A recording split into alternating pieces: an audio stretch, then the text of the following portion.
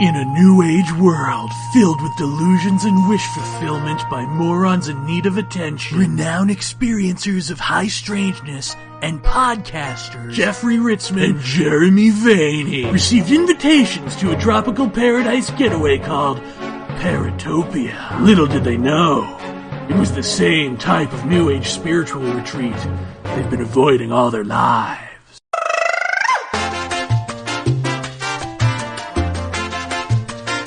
Oh, don't be shy. NASA runs a secret space program. It's called India. Come on, you can shake it. Yeah. The moon is made of cheese. Goat cheese. Cersei. Anything goes at Paratopia. And welcome. You're listening to 105.3 New Orleans. At least that's what we're told. We don't really know. We haven't heard the show there or heard from listeners. So, probably not.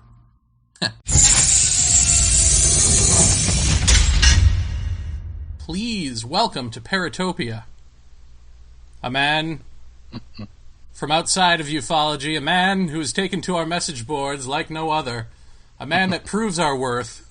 I don't know about that part, but a man who works for NASA, and he's here to, maybe put an end to the debate on whether or not there is a secret space program. Please welcome Mr. or is it Doctor? I'm going with Mr. Wes Owsley. Hello. Thanks for having me. I appreciate it. Sure. Now, we know that you are who you say you are because you sent us 58 forms of ID. Yeah. But for the audience, why don't you just let everyone know what exactly it is you do with NASA, how you came to us. Okay. I was the in-country systems administrator for NASA Mir 5, 6, and 7. So the the joint NASA Russian Space Agency project with the Mir space station. I also managed the transition to and trained and worked with the first 3 crews of the International Space Station program. Fun. Yeah. That's more than my resume. I think I was a receptionist when last I knew. So what is it that brought you to Paratopia or to UFOs in general? Well, I've been interested in UFOs for a long time. And when I was in Russia, as you can imagine, I'm an American. I go to Russia. There's a huge culture shock, and so it takes 5 or 6 months to get over the fact that you're dealing with a new alphabet and a new country and a new culture. So once the initial shock is worn off, I come to 2 realizations. One is I'm in a perfect spot. I'm a big history buff, so if you want history, Russia's the place or one of the places. So I came to the realization that hey, I'm here. I should really explore the history of the place. And the second realization was, well, what better position would I be in to really figure out this whole UFO thing? And so I started asking questions and talking to different people, and that's when I realized that. That's when I discovered, sort of the Coast to Coast program, because I had never heard of it before I went to work for NASA. There's a lot of people who work for NASA who sort of listen to the program religiously, or at least they used to. And so I was introduced to Coast through people who worked in the space program. Wow. So these conversations that you and Jeff have after the guest has left, these sort of in-depth, going back and forth on these issues. I've had tons of these conversations with people in the space program, including astronauts and cosmonauts. And so there's a deep interest in the space program, in the UFO mythos, if you will.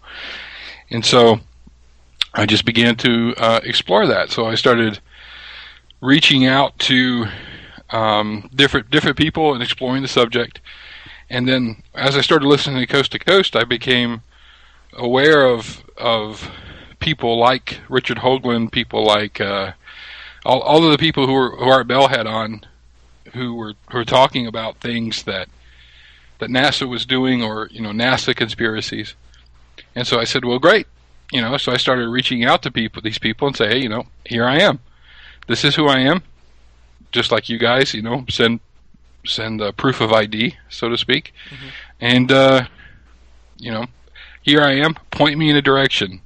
If there's this grand NASA conspiracy out there, tell me where to look, and I will go. And I was actually pretty disheartened to find that there wasn't a lot of interest in working with me. Nobody wants to get to the facts of anything. They just kind of want to have their theories and imagine shit.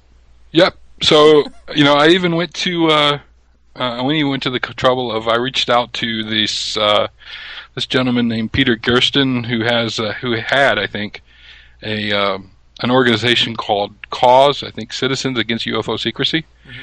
Mm-hmm. And like I said on the board, I reached out and I said, this is who I am. This is where I am. I have access to everybody you've talked about. They're right here. Tell me where to look. And what I got was a T-shirt and a coffee mug. I mean, that's just incredible to me. It really, that's the whole story of ufology right there in a nutshell, isn't it? It's like, well, we want this, we want to know this, we want to know. You want somebody to validate what you think is going on. You don't actually want to know what's going on, because it might be less spectacular than what you think it is. Well, the problem I had was every time I would hear somebody mention, let's say, for example, a certain astronaut would be mentioned. Well, and I could think of one incident in particular where I can't remember who the guest was in Coast to Coast, but they were basically talking about an astronaut who was aboard a space shuttle who had videotaped this UFO object, and there was this grand NASA conspiracy. So, incidentally, this certain astronaut was actually living above me in the apartment complex that we were living in. So, I dutifully went up, knocked on his door, and started asking him questions. And he didn't know anything about it. And I take him at his word. I mean, if the guy says he doesn't know anything about it, he doesn't know what I'm talking about. And I know this guy really well. So well that he was actually in my wedding. So, he doesn't know anything about it. He doesn't know anything about it. He doesn't know what he's talking about. So I started finding these inconsistencies about what I'm hearing at Coast to Coast versus what's going on in sort of the real world. Well, what do you make of someone like Richard Hoagland, who claims he did work for NASA in some capacity? Have you asked around about him? What's the feeling on him? Yeah, the thing about Hoagland is, see, when you're out of the NASA world, or once you've been in and you leave it, you're sort of, I don't know how to say, you've become the black sheep, So James Oberg, the guy that's on CNN all the time, he's a quote-unquote former NASA engineer. Well, really, what the hell does that mean? Because just about everybody that works for NASA is an engineer of some kind. So, and he's sort of a running joke in DO, or the director of the operations directorate, which is the actual missions program of NASA. So the guys who actually run the Mission Control Center. So Hoagland apparently was a science advisor of some kind to CBS back during the Apollo days, but that's all anybody really knew about him. Well, wait, when you say once they're out, they're black sheep, what does that mean? Well, they get jumped out of the gang that is NASA. What happens? Yeah. NASA's very clannish, very cliquish, and so once you're out, it's you're out, huh. And so you become how do I say it? NASA has a pretty big problem with people who leave leave the organization and then use their time in the organization to gain publicity and to get airtime. And so,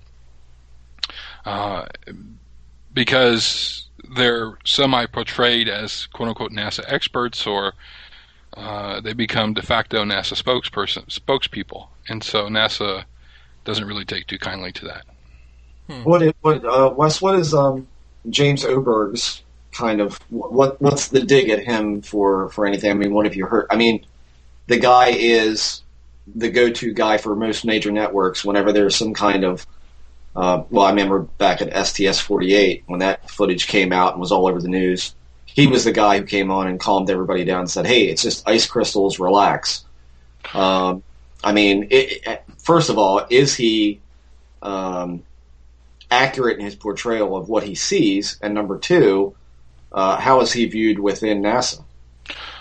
Yeah, he seems to be pretty accurate with respect to he's not sort of up to date on what's going on now, sort of as we speak, and nor am I, for that matter. But within NASA, he's especially within the missions operations directorate, which is where he worked when he was in NASA. He's this running joke because NASA is a very compartmentalized organization, and so you have your area of expertise, and with the exception of if you're chosen to become someone's backup, or you're cross-trained on another area within your speciality, you really don't know what you're talking about.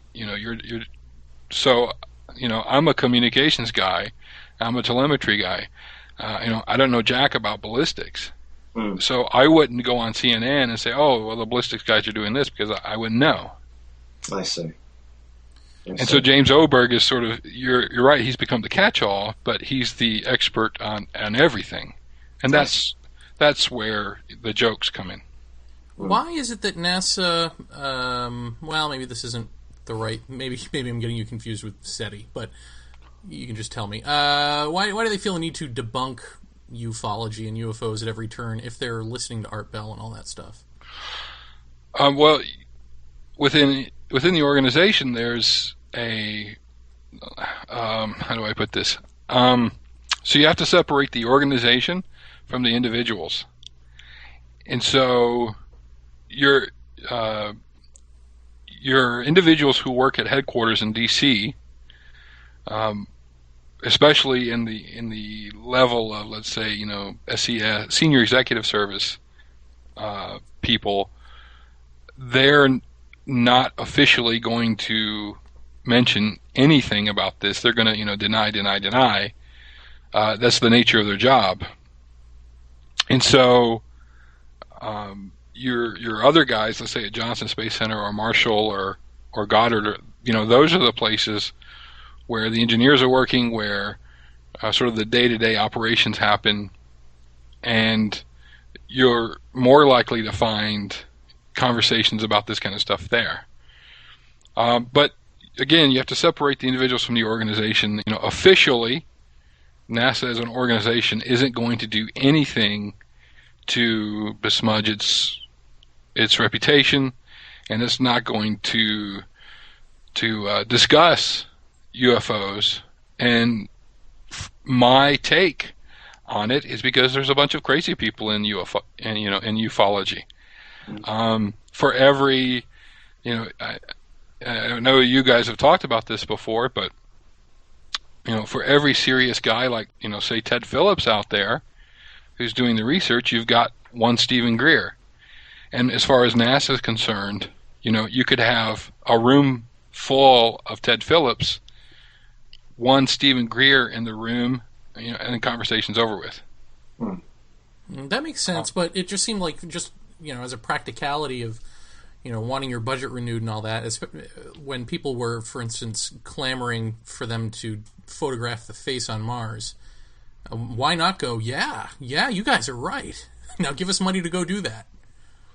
Sure. No, that's a great question, and and I really don't have an answer for that. But a point I made on the Paratopia boards is and it's true, and it's and I've been told this by several people is if UFOs were to show up and quote unquote land on the White House lawn, NASA's budget is just going to explode.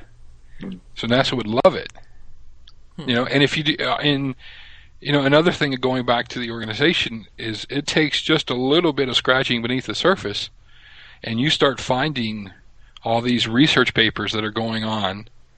To prove a point on the boards, what I was talking about. I've run across this guy who's apparently now retired. I'm trying to track him down. His name is Alan Holt.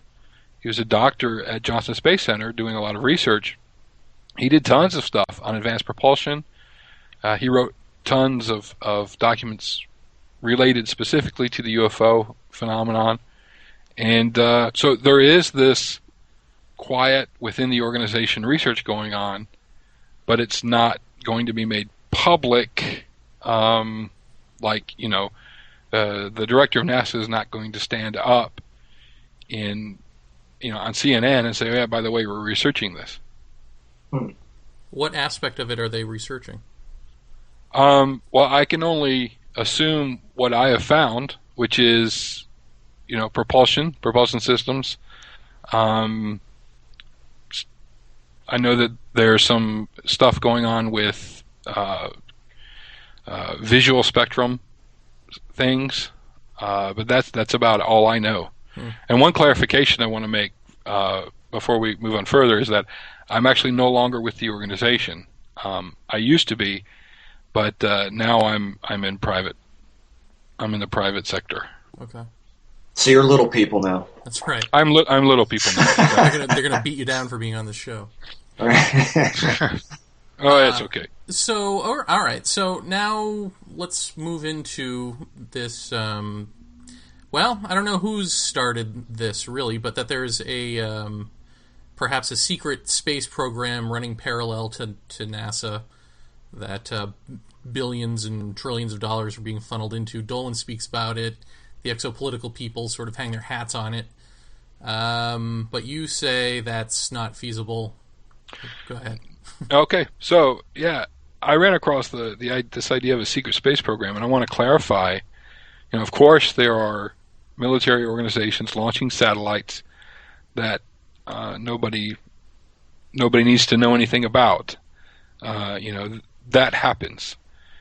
But my interest became with the idea of, we've already gone to Mars, there's a moon base, there's this whole other thing out there. And the first thing that struck me about this conversation was how little the people having the conversation seem to know about the actual space program. And two, they would make these broad statements about, it seems to me that they think, the space shuttle is just wheeled out to the launch pad, some guys come up and fuel it up, and it launches. Well, they don't take into account the mammoth effort that each shuttle launch takes, and the vast amount of people that are behind the scenes that you never see. And so, when I was reaching out to these people, I would say, in particular, I would say, just show me where to look, because it just can't be happening. There are resources required. There are measurable resources required. One of the conversations we've had on the board is, hydrogen. Hydrogen is a measurable, quantifiable, necessary part of any space program.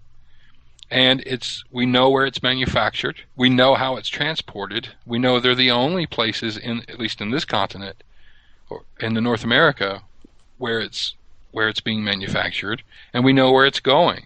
And it's all, you can find it all.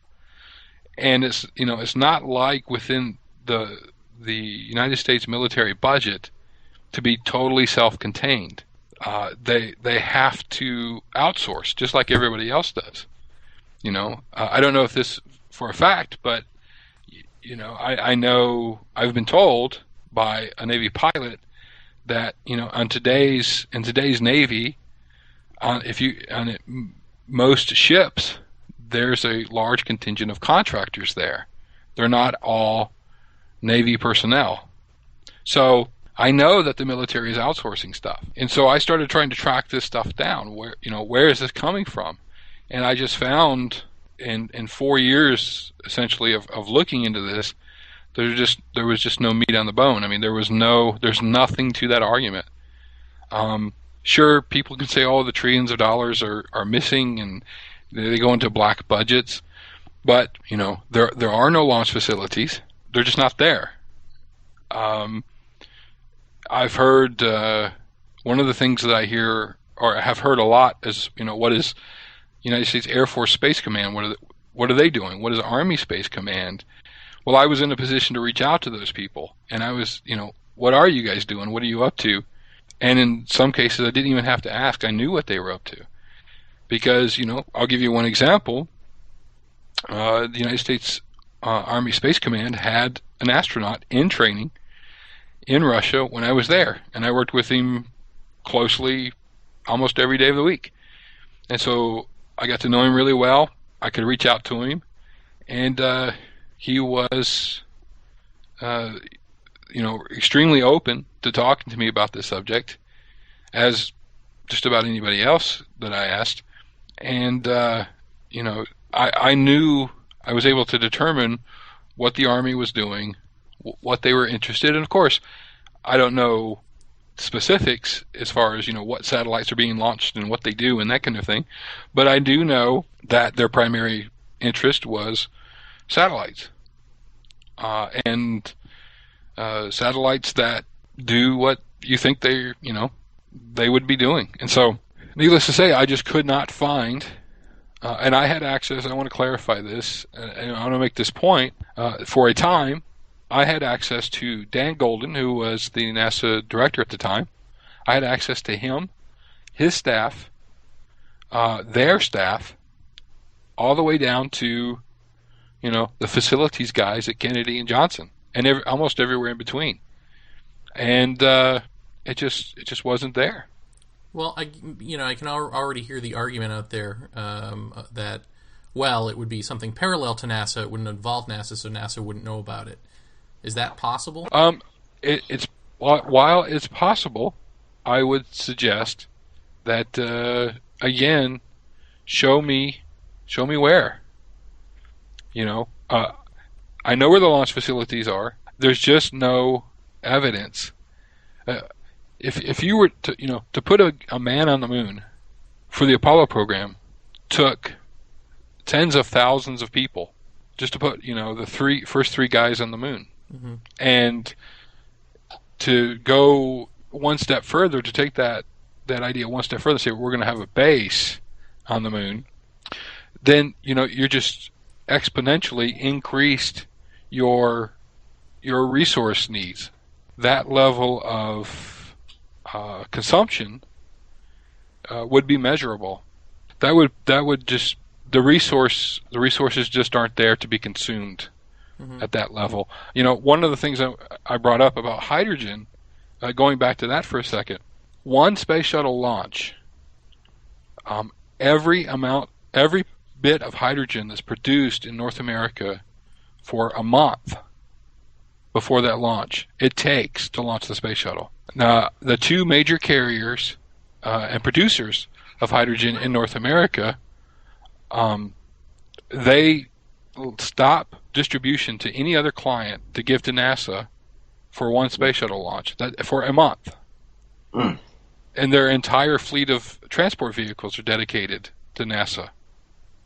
And so imagine what it would take to put 10 guys on a moon just in hydrogen, and just expand that thought process to everything, to aluminum, to copper, to every resource you can think of, let alone the manpower. One of the points you made on our message board is that India, in fact, has the most launches, right? And are all of these various space programs, are they all in contact with each other? Does NASA work with India, work with Russia, work with Japan, all that? Yep, absolutely. All of the space programs talk to each other. Of course, 15 of them are involved in the International Space Station program. NASA has a very close relationship with the Russian space program, which indeed that's why I was there. And so, there's almost a daily, in some circles there is a daily discussion between all of the space programs. And don't forget that there's also this astronaut exchange. There have been Japanese astronauts on the shuttle. Australia has one astronaut. He's permanently attached to NASA. And so, yeah, absolutely, there's international cooperation at all levels.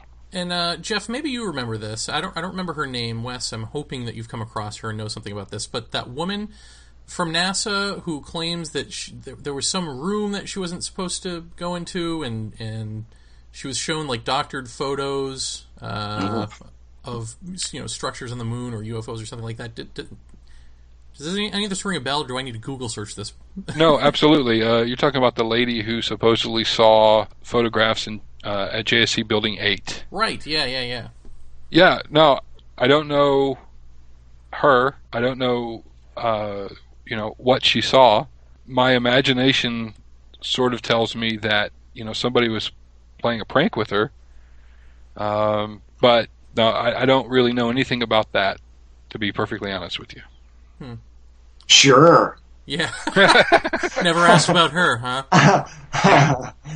No, actually, the thing is that I can't imagine why. How do I say? If there were pictures of UFOs, unless that were in that building, she would not have been shown them, in my opinion. Was this the woman that was supposed to have been in charge of airbrushing them out, Jeremy? Or yeah. Okay. Yeah, and I just I really can't comment on that because I just don't know. Have you ever come across anyone who's talked about airbrushing anything out of photos? No. Anything that strikes you as that? Like if you look at what people claim are airbrushed monuments on Mars or the Moon, does any of that ring true to you, or is it just camera defects? And no, the Mars thing is interesting, I have to admit. I've looked at a lot of the photos, and there's some interesting things there. But I worked really closely with sort of 3 or 4 members of NASA's public affairs team, and I know sort of how they operate, saw them in action, and especially I was there during the whole fire on the Mir space station issue, and so I saw them, sort of in their finest moments, juggling between the international press and getting direction from Johnson and headquarters, and so there's that's not the way that they would operate. I don't think that I can't imagine NASA releasing airbrush photos. They just wouldn't release them because there's people out there like Jeff who would find them. Well, I mean, I think when we talk about airbrushed photos, I think that's kind of, I don't want to seem like we're too naive here. We realize they're not using airbrush anymore to retouch photos, number one. It'd be digitally done, if anything. But I think Wes is absolutely right. Why would they release them at all? I mean, it wouldn't make any sense. I think if nothing else, you'd give people to talk about, why do we have 00018 and then we jump to 0027? What are they missing? And that'd be the end of it. I mean, it would be just another, throw that into the conspiracy bin, and it wouldn't go anywhere anyway. I mean, it's the same thing as releasing a manual with, the first, let's say pages 5 through 10 missing. Right. It's national security. Yeah, right. Look here. Right. Exactly. Right. But I mean, I think NASA becomes like any other, and I don't talk much about the government cover-up stuff anymore, but I think with NASA, it's always going to be kind of the same thing for me. It's like if something was found that wasn't supposed to be known by the general public, and I mean, I don't have any doubt that there has been something found somewhere that they find at least moderately interesting as far as a potential exotic culture living on either, on Mars or what have you. I don't know that there's definitely something there, but let's say tomorrow, they find an artificial structure on Mars, and it just isn't something that they want released to the general public. There are, and I'm sure you can verify this, Wes, there are probably a myriad of reasons why they could say that certain information shouldn't be released, or it just becomes a question of black on top of black on top of black. There's always going to be a reason. Even if you would take NASA to court over this, it'd be useless because there's always going to be some underlying reason that can eventually come down to national security or any of these things. I mean, wouldn't you agree with that? I mean, I have to wonder, judging by the way you're talking about a lot of people, listening to Coast, being interested in this subject as it applies to what we're talking about, it sounds like the people are interested in this stuff, but they have to keep up appearances, and therefore we don't talk about that outwardly. Yeah, absolutely. I agree with you. If there were things found, the organization would circle the wagons, and people take NASA to court all the time. Sure. And they don't have a problem. They have a staff of attorneys in Washington who will take care of it. Yeah. Yeah. You're not going to crack that nut. I mean, that's just not happening. It's pretty telling that people at NASA are listening to Art Bell or to Coast to Coast or whatever. If you're listening to Coast to Coast for information, then you probably don't know that much, right? Well, here's the thing. This is a really good point. There's really a couple of sources, but the main one, there's a website called NASA Watch, and if anybody that works in NASA wants to know what's going on in NASA, that's where they find out. I don't know where those guys get their information, and I'm sure they're fed from within the organization, but a lot of times they had things posted on, the NASA Watch website before we even knew it. About sort of Russian operations, it was there on that site before we were even told. I can think of one specific example where we, including astronauts, weren't told that something that was going to happen, but we read about it on NASA Watch. And you had mentioned on the forum that there are a lot of experiencers or abductees or whatever word you like to use working at NASA, trying to figure out what's going on with them, and that they post to NASA Watch. And so if there were some secret thing, you would know about it. Did I read that right? Yep, absolutely. How do you know that? Who? Name names. Okay, let me think. Really? I'm not going to Wait, that worked? No, of course. Oh. No, I'm not going to name specifically. I can tell you that I've had, I can think of one gentleman that I spent almost an entire day talking to about. He was one of the guys who introduced me to Coast, and we were talking about these subjects, like remote viewing, like UFOs, and he admitted to me that he was he was an experiencer. He had multiple encounters with UFO, and didn't have any idea what it was. And this guy is fairly high up in the NASA organization now, and so. I know that there are flight directors that have seen UFOs. There are tons of people that I can think of that have seen UFOs, but it's almost like, I saw it, I don't know what it is, so get on with my life. No. Don't let it affect my... I'm sorry. We'll take you out to a really good dinner if you give us the name. I couldn't do that because I don't have his permission, but I could ask. Is Red Lobster good? Yeah. Just in preparation, So yeah, there are. I've had tons of conversations with people who've told me that they've seen UFOs. I unfortunately have never seen one, but I think that, or maybe fortunately, I've never seen one. Yeah.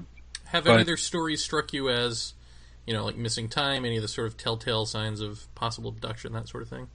No. Huh. Well, Wes, you've known a lot of astronauts over the years as well. Mm-hmm. Have any of them ever said to you, we saw something up there and it was quite bizarre and we didn't know what to make of it, or anything of that kind? I've never had an American astronaut tell me that on orbit they saw a UFO. I have been told by a Russian cosmonaut that they saw something that they couldn't explain while on the Mir. Oh, okay. Something that they thought was intelligently controlled, or just something incredibly strange? Something that took a 90-degree right-hand turn. And so it would make sense if you think about it, because the Russians do things differently than we do, but they gain this extra experience because the most of the people on the planet that have the most time in space are Russians. I can think of two members of the first Expedition 1 crew, the first crew of the International Space Station. You have Sergei Krikalev and Yuri Gutsenko. Sergei Krikalev spent an entire year on the Mir. So, sort of the catbird seat idea. Sure. If you're going to see something, find the guy who's been up there for a year. So it was him? No. Yeah, we got it. That's it. Thanks, Wes. Yeah. Thanks, Wes. No, it's a very interesting thing that I found that I did want to relate to you guys, which is one of the reasons why I look to Eastern Europe and to the Balkans for information now. UFO with American astronauts or in America in general, UFO has a certain connotation. The Russians are sort of blasé about it. Yeah, okay, whatever. What about it? So there's more open dialogue with them than with. I got very frustrated with trying to deal officially within the organization and get information. So I started looking to our international partners for information. Has anyone ever told you to back off? Nope, never happened. As a joke / experiment, I would said I did have a Citizens Against UFO Secrecy T-shirt, and so I'd walk around. We all in Moscow, NASA is a very tight community. It lives in one location. Everybody lives there. At least when I was there, everybody lived there, and you couldn't help but run over each other in the halls and going to the gym and leaving the building. And so, I walk around with the cause T-shirt just to see if I could get, basically begging anybody to tell you something. Sure. To say yeah, and nope. Everybody would look at it, read it, laugh, and go on. Did you ever look into the Kecksburg crash? No. Now that's something that NASA lost the lawsuit to, right? And is going to have to release documents on? Yeah, that's the whole, what's her name? I forget. Leslie Keane? Leslie Keane. That's her thing. No, I don't know anything about see, the problem is I knew, I don't know, I'm not this encyclopedia of UFO events, so I don't know specifics. I really came to it totally blind. I just wanted to know what, I figured if there's anybody that can tell me about UFOs, it's got to be astronauts. Right. Sure. And here they are. So let's ask. But as far as specific cases, I really don't know. Let me ask you this. This is probably more down your line. The general rumor is that not long after the Challenger disaster, in '86, I think, underneath of a project called Aurora, which we've only heard the name of. I don't think anyone's really gotten a good look at what this thing looks like, if it even exists. Not long after all of that, there was a lot of sightings of, I'd say maybe 1990, of an aircraft that was described by a lot of people as a quote-unquote mothership. And it was said to kind of resemble like the XB-70, the Valkyrie bomber, but much, much, much larger. Now, I think what they called this thing was the Super Valkyrie, and it went underneath of a project named Blue Eyes, I think. And I'm trying to recall half of this stuff out of my head, but the XB-70, if I read it right, was saying something like achieve a speed of Mach 3. So it wasn't any kind of slow little thing.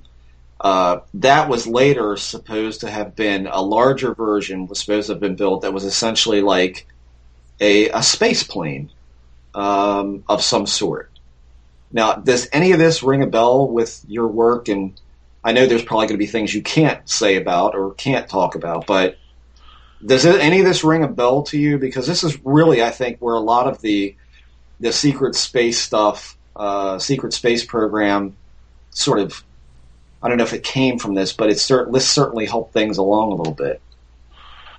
Yeah, sure.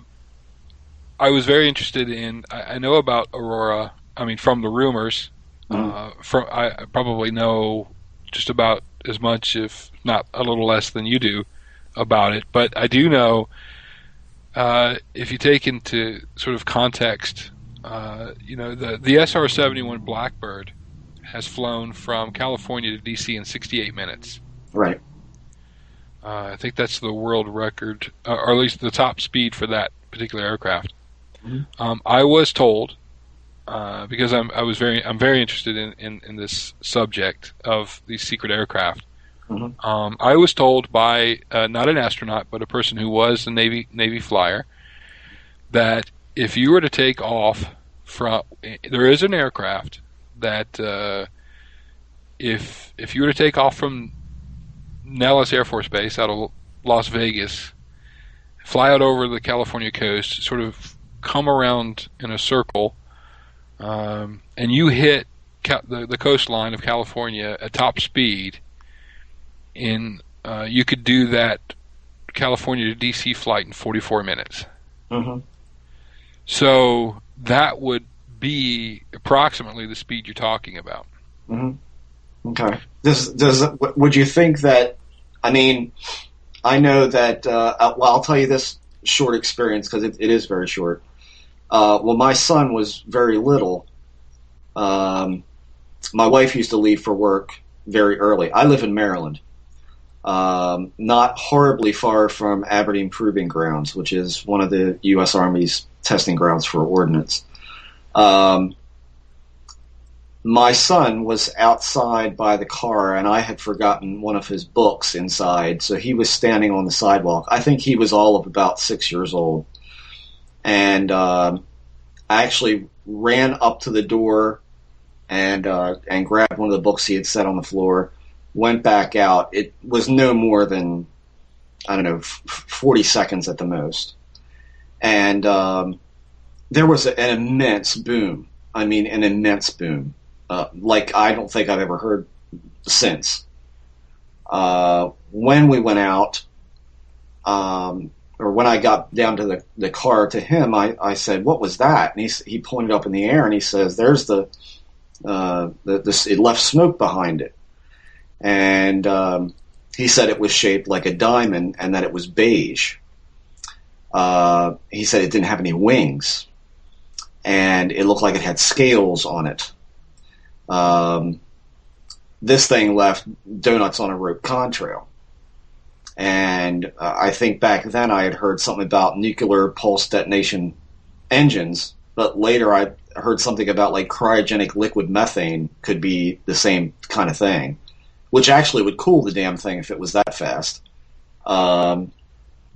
something like that's got that kind of speed, that kind of airspeed that can traverse that kind of land. Is it such a stretch to think that we've got something that probably can break orbit and truck that kind of speed elsewhere? I mean, it just that is if that is a real thing, that is a ridiculous accomplishment. And I just saw a thing on, I think it was History Channel, it's the history of UFOs or something like that. And at the end, the man shows you a contrail that goes across the United States, and I think we're probably talking about the same type of craft that is Mach 3 or better. I mean, stuff like that. I mean, I don't think it's such a stretch to think that it's possible that there have been craft built that probably could take off and land like an airplane, but essentially could fly to the moon if they wanted to. I mean, I have always looked at stories like that when I've heard people talk of these kind of things, and I thought, well, that would mean that NASA is really just kind of like the public's. That's the front for something that is hiding something much larger, or not a front, but an inadvertent front. This is the face we put on to the public, and even the people who work there don't know, because we can keep them funded only to do so much. I mean, I think these are the kind of thoughts that kind of get generated by people who really subscribe to a secret space program in general. So is something like that out of the realm of our capabilities at this point to fly to the moon in something that looks like an airplane? I don't know about the moon, but I would respond with that, to that, I should say. We tend to forget that, let's just go back to the SR-71 Blackbird. Mm-hmm. It was a U-2 replacement, made its first official flights, back in the really early 60s, mm-hmm. officially. So I tend to picture in my mind, you're this little kid walking in a field out, let's say in Kansas. It's 1961. You're in this field all alone, and all of a sudden you get buzzed by an SR-71 Blackbird. Yeah. Going, let's say, Mach 1. Mm-hmm. Well, what the hell was that? Mm-hmm. And so I agree with you, given the lead time in development that aircraft have, I would suggest that things we've seen come out, the toys we've seen come out of the closet for, let's say Iraq, mm-hmm. I mean, let's just think about, when the war started, bombers were taking off from, I believe, Missouri, mm-hmm. bombing Iraq, and then going back to Missouri. Yeah. That's convenient. Yeah, exactly. And so I think that I definitely believe that there are the things that we know about are probably 20 years off. Mm-hmm. And one of my concerns about the sort of the future, one of the things I tried to put across on the boards is I don't believe that there is a secret space program yet. But with things like the X Prize competition, and and you have Sir Richard Branson with his Virgin Galactic, and you're going to see this commercialization of launch vehicles. That would be really convenient for if I were in the outsourcing office. I could just push the launch vehicle to go back to the moon and push it off to Lockheed Martin and say, this is yours now. I don't know anything about it, and now it's not even a matter of national security. It's an industrial secret. And so to get back to, I got sidetracked there, but to get back to your point, I agree with you. I think that we don't know what we have. I think it's definitely. I'm not willing to go as far as to say it's willing. It's you can take off and fly directly to the moon and come back, but I definitely believe that there are low Earth orbit aircraft. Okay. Well, here's a question. How many really smart scientists are there in the world? And could they really all work on, say, that project and not know people at NASA, not ever transfer to NASA or transfer out of NASA, and tell their friends and contacts? I mean, wouldn't this eventually have reached somewhere else outside of the black budget world? Yep, exactly. That's one of my biggest points is, I did this little thing on the boards where I did some basic math, and I said, let's just say you were going to go and build a base on the moon. Let's estimate. I'll tell you exactly how many people it takes to launch a shuttle, and let's just say it takes 4 times that many. Well, and let's say that everybody made $65,000 a year. It came out to, I forget exactly, but it came out to, billions and billions of dollars just in salary. Your human resource needs would be just immense. So, no, to answer your question, no, it couldn't happen. I don't, in my opinion, it couldn't happen. Somebody's got to sweep the floors. Do you think that's one of the reasons that the X-24C was scrapped? Was because they just didn't have the money for it? It was a huge drain. The International Space Station was costing them way much more money than they thought it would. Lots more money than they thought it would. And I think that X-24 was scrapped because of lack of resources. And no, I don't think that there are.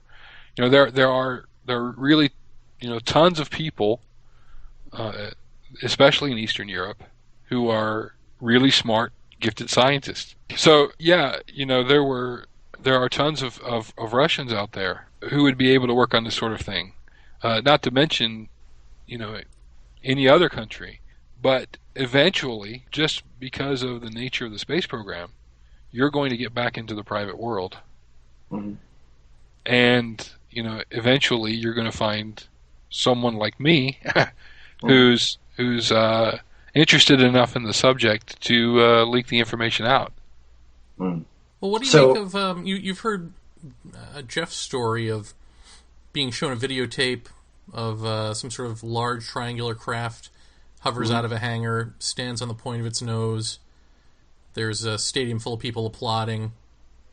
Goes back into the hangar. Are you familiar with that? Do you know what I'm talking about? Vaguely, yes. So what the hell was he shown? Yeah, no, that's a great question. There are, I can't answer that. I wish I could. And it's not that it's a secret that I know that I can't. I just don't know. But I don't doubt it. For one minute, I don't doubt it. Yeah, I guess the other sort of thing that we don't talk about or think about is it's quite possible that a lot of these projects, the things that you were shown or that your son saw, Jeff, just didn't pan out. Yeah, well, I mean, I think what kind of gets me about NASA and the Air Force is like something like X-24C, which was like, I guess for people who don't know, it was like a rocket plane. They couldn't get enough money to do it. So apparently, just what Wes said, they essentially handed it. Am I right in saying that they handed that over to Lockheed, Wes? I don't know about the X-24. I know that the X-33 was definitely pushed over into that world. I mean, because there's a aviation historian, I think the last name is, I don't know if I'm going to pronounce this right or not, but Francillon, Rene Francillon, in a survey that they did of Lockheed aircraft published in like 82, they said Lockheed had already flown an experimental aircraft capable of sustained flight at Mach 6. I mean, so right there, Mach 6, are you joking? I mean... Well, sure. No. Yeah, the thing I think it comes down to is mass production is always an issue. Yeah, NASA can't get the money together, but yet, the private industrial complex can.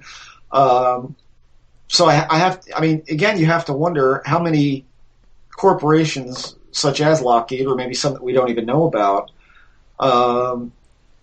again, this is why I'm so suspicious of so many UFO reports, is it entirely possible that somebody like Lockheed has a craft that the U.S. government doesn't know about? Is that possible? Absolutely. I mean, so I often hear about these, so-called mile-wide triangular craft, and a lot of people say, well, we don't have anything like that because where in the hell would you put it? And I've always said, well, we've got a lot of ocean around here, if you've got a pretty secure body of water, that's strictly for military use, you can park that thing just inches underneath the water and be fine. But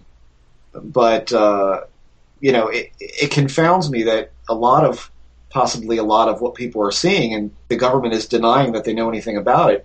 Could it be Lockheed craft flying around that they're just trying out, or some other company that we don't know about? And are they doing it legally? Are they flying it legally? I mean, that's the stuff I wonder about. One of my suspicions has always been, if you were going to fly an experimental aircraft that, let's say is a mile wide, why would you fly it over St. Louis? Well, unless you're having problems. I mean, well, you have. Let's say you have Diego Garcia in the Indian Ocean. One of the largest U.S. military installations outside of the United States is actually in Australia. You could fly out of Australia, and you could, be in the,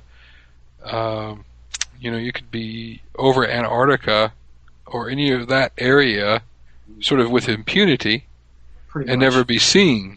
And to correlate what you're saying, one of the things that I know for sure in Russia, because I'm in touch with several Russians who are sort of amateur ufologists, I'm not going to say the vast majority, but a large portion of UFO sightings in, especially, let's say, Western Russia, actually occur near Russian Air Force bases.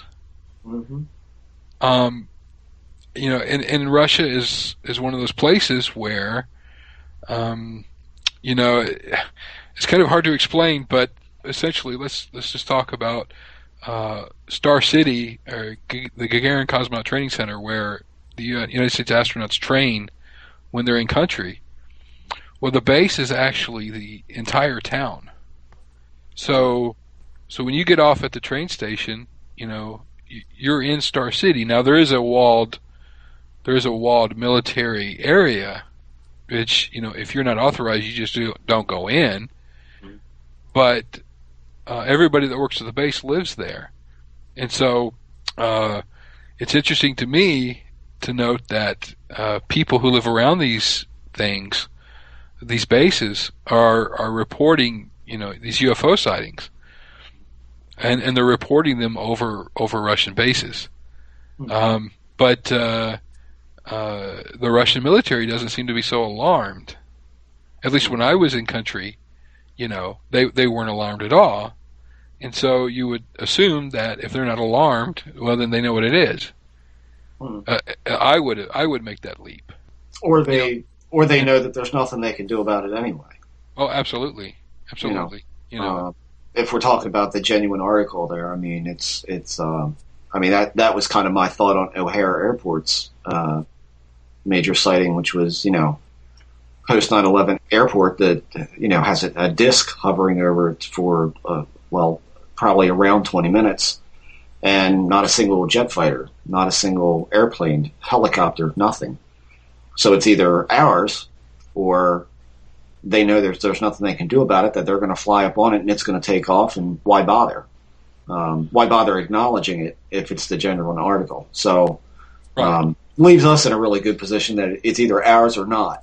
But I'm curious, being in Russia and working in Russia, how long were you there?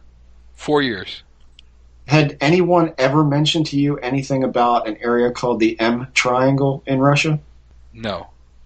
That is supposedly, from what I heard a long time ago, was like the place for UFOs in Russia. It looked like a relatively small farming town in the middle of nowhere, and they'd seen all manner of strange shit around that area, and including teams of researchers that had gone out there and been chased down by small balls of light that burned them. One man was touched by something in the woods there, some sort of light, and ends up killing himself over it. I mean, that's just a very, very, very strange place from what I understand. And I'd be curious if you know anyone over there, if you could ask, if they'd ever heard of that place. Sure, absolutely. I'll ask. I actually might know what you're talking about. I just didn't know that was what it was called. But there is a place in the Ural region that has a lot of strange activity going on to this day. I'll ask, and I'll post on the board. Okay, great. Yeah, I'd love to know what kind of follow. I haven't heard anything about it since probably the late '80s. But I a lot of these things you hear once and you become interested in it, and then you never get any follow up from anything. And I'd be curious what you can find out about that. Yeah, there is a lot of activity going on over the Balkans right now, and the Black Sea region in general seems to be a real hotspot right now. I just returned from Bulgaria, and my wife is Bulgarian. We own a home there, and so we're there quite a bit, and that's been really the only people I've been talking to who are seriously investigating this at all are actually Bulgarians. And so I have tons of friends over there who are, it's a really sad story, but it's basically Eastern Europe. Everybody is severely overeducated and severely underpaid, and so right. And so it's the good part about it is it's not so hard to find aviation engineers and nuclear engineers and physicists and so there are tons of them over there that are investigating this stuff, and so there seems to be a flap going on over the Balkans right now, which is really interesting. Do most of those people kind of lean towards the extraterrestrial hypothesis, or do they pretty much remain neutral on everything? Actually, the majority of people that I have talked to, especially in the recent, I would say in the past maybe 2 or 3 years, have really sort of started to step away from the extraterrestrial hypothesis. Yay! They've started to say, well, let's. I had one gentleman tell me not too long ago that it just doesn't answer all of his questions. Right, it doesn't fit. Exactly. He basically told me that if you see this object, and he was referring specifically, there's a town in Bulgaria called Pleven, and there was an object seen there by multiple witnesses. It was in broad daylight, and it's almost like the O'Hare thing. It was there, and then with no acceleration, it was just gone. Right. But you sort of see it, in a blink of an eye, you see it leave. Right. And so he was sort of hard at work on that one, and he was just saying that it just didn't fit. The whole, in this particular instance, he could blow holes through the whole extraterrestrial hypothesis. Right. Huh. Have you ever heard anything? And I'm sure you're at least somewhat knowledgeable about the history of ufology and probably the more major cases and whatnot. Right. Have you ever heard within the hallways of NASA anything that more or less correlated to a major sighting in the U.S. or abroad that you could sit there and these people would actually tell you, well, yeah, that was us. That wasn't anything weird. that may answer like a burning question such as Gulf Breeze, Florida, or Pine Bush, New York, or even out in some of the western, the Stevensville stuff, or Belgium, or Belgium, yeah. Some of these major things. Has anyone ever kind of alluded to you that was ours, or this one or that one was ours? Not in a major case, Okay. but actually quite the opposite. I was in Russia Mhm. in 1997 when the whole Phoenix Lights thing happened. Okay. And sort of conversely, my college roommate was stationed at Luke Air Force Base in 1997. I went into the space program and he went into the Air Force. And so quite the opposite. There were the space world was buzzing after Phoenix, after the Phoenix Lights thing, and to this day, Jamie, the guy who's my college roommate, who was stationed there, will not speak to me about the Phoenix Lights incident. The only thing that he will tell me is that he was on duty. He worked. There's a squadron, or it used to be a squadron of aircraft at I believe of F-16s at Luke Air Force Base, and they were called the Green Lanterns. Mm-hmm. And he worked specifically with them. And he would tell me he was basically, the only thing he will say is that he was on duty that night, and I can get nothing more out of him about it. The Phoenix Lights incident is the one incident that I've ever been told, not back off, but nobody has information on, or nobody's willing to share information on. So he wouldn't even confirm that it was flares, which is what they said it was, right? He wouldn't even talk to me about it at all. Huh. And so we were roommates for years, and so we know each other pretty well. And the only thing that I know of is that whenever I bring it up to him, he goes stone face and changes the subject. Perhaps we need to buy a case of beer and head out into the woods with your friend, as we Germans have ways of making you talk. Exactly. So the one thing you did mention, though, I've been wanting to communicate to you for a while, though. You did mention Gulf Breeze. Yes. And as you might know, I'm from that area. Okay. I'm originally from Mobile, Alabama. That's where I was born and raised.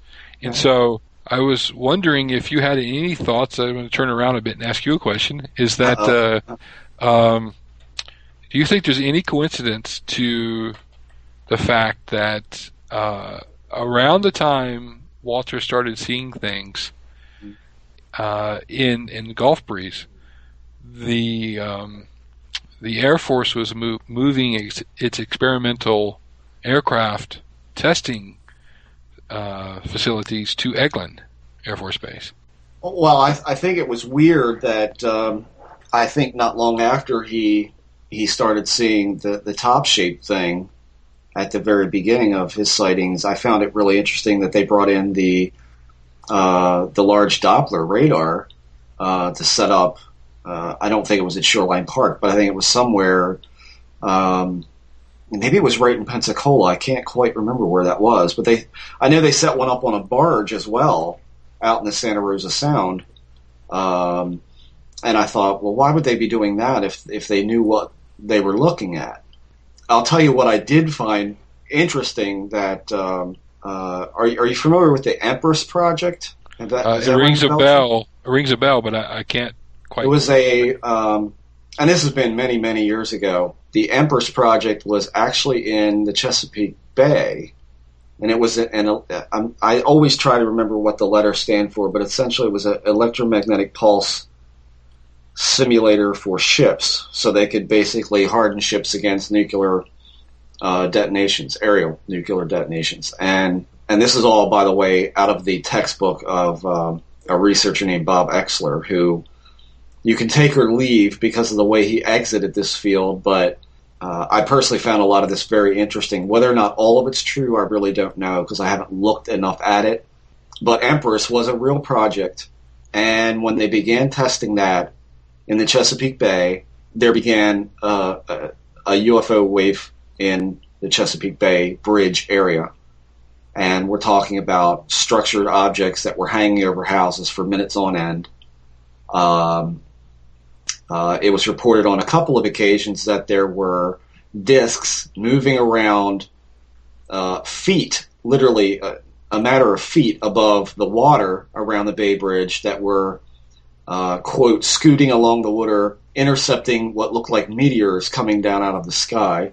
And these were not things that flew off in a dash. In one case, there was two boys, waterfront home. They went out to get in their rowboat to go fishing, and there was a big dead fish washed up on the shore. And they thought, well, this is good. Let's go in and get our camera, and we'll take pictures of ourselves with this big dead fish. Not a bad idea if you want a good fish story. So when they came back out, there was a disc in the sky, a perfectly structured object. They took a series of, I think, maybe 5 or 6 shots of this.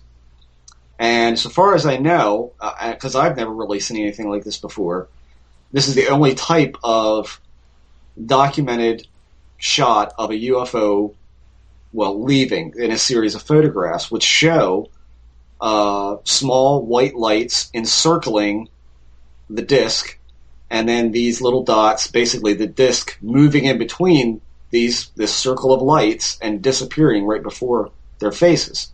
Empress left the Chesapeake Bay after 2 young people were killed in a Cessna. That when the pulse went off, it fried the airplane.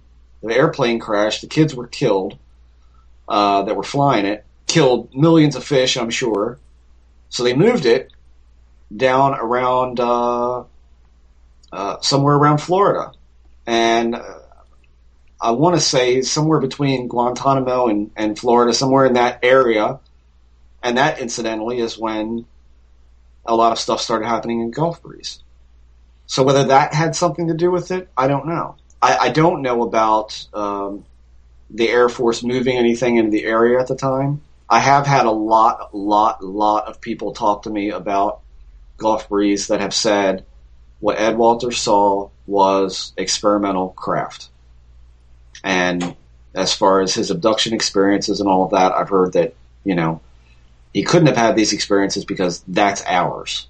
But I think, judging by what we saw later on, after the top-shaped thing had dissipated, the sightings of the Bubba were still going on. We had these spherical silver objects, clearly structured objects that were on video that were leaving a pretty decent-sized frame of video at a great distance, and if you blink, you would lose. You would miss it leaving. It was that fast, instant acceleration. Probably some of the best UFO footage I've ever seen. And I rarely say I don't think we have things like that, and I won't say we don't.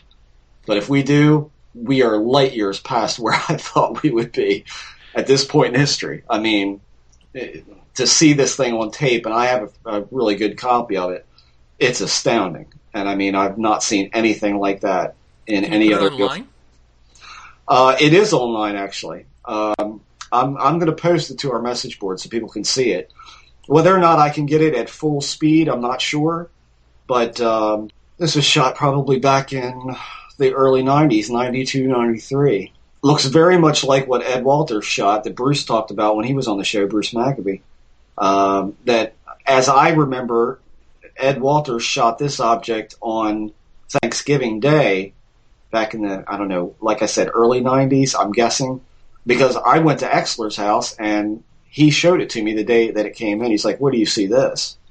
And when he showed it to me, I was like, why isn't this on TV already? I mean, come on. But there was better. There was that footage that was shot by someone anonymously that was off their back porch. And you literally see them set the camera down, you hear their car start, they leave, and this thing kind of just drifts into the frame and sits there for a couple of minutes, and then when it takes off, it is gone. You see only a small, dark-colored streak leaving the frame. And I think Bruce told us what the speed must have been for it to have done that, because he actually wrote a paper on instant acceleration after seeing that footage. Stuff like that, I don't know what to make of that, because on one hand, I've got a lot of people telling me that was errors, and on the other hand, you've got these extraordinarily bizarre-looking things that are moving in a way that I can't even comprehend, that we would have something like that. But who's to say? I don't know. So I don't know everything we have. I don't want to know everything we have. If we have stuff that can do that, that's just crazy technology for me. Well, the reason why I ask is I distinctly remember, being from the area, I distinctly remember, and I actually have a friend who's trying to track it down for me now, when Ed Walters' first book came out, he was on local radio in Mobile. He was being interviewed. Okay. And I distinctly remember, because I listened to the whole thing, and a friend of mine that actually has access to the radio station is combing its archives now, trying to find that station, that program for me. And if he does, I'll definitely get you guys a copy of it. Cool. The reason why I wanted him to track this down is, so if you're standing in Gulf Breeze and you sort of look west, if you could see over the horizon, what you'd see is Dolphin Island off the coast of Mobile. Okay. And I know that he must have had at least 20 or 30 people call in saying that they were seeing the same things over Dolphin Island. And in the eastern portion of Dolphin Island, off the eastern coast of it. Okay. So I'm trying to track that program down, and I know we've sort of narrowed it down to about when it was, because of the sort of the publishing date of his first book. Okay. But I'm trying to track that information down. So that's the reason why I asked, is because they were seeing the same things off of Dolphin Island. They were seeing the top-shaped object, that same they were seeing UFO, quote unquote. Yes. Wow. Now that's damn curious, isn't it? Which would make sense, because see, if you sort of take a bird's eye view of Gulf Breeze, where Ed Walters is seeing these things, if you track these things, if they were high enough, you'd see them from Dolphin Island. I'd be curious. I shot footage down there at one point when I was at a conference down there, and I was standing, well, you might as well say I was standing in the direction of the beach as soon as you can get to the beach when you roll into Gulf Breeze, and I was facing towards the airport, and I shot something that was a little weird and moved pretty erratically.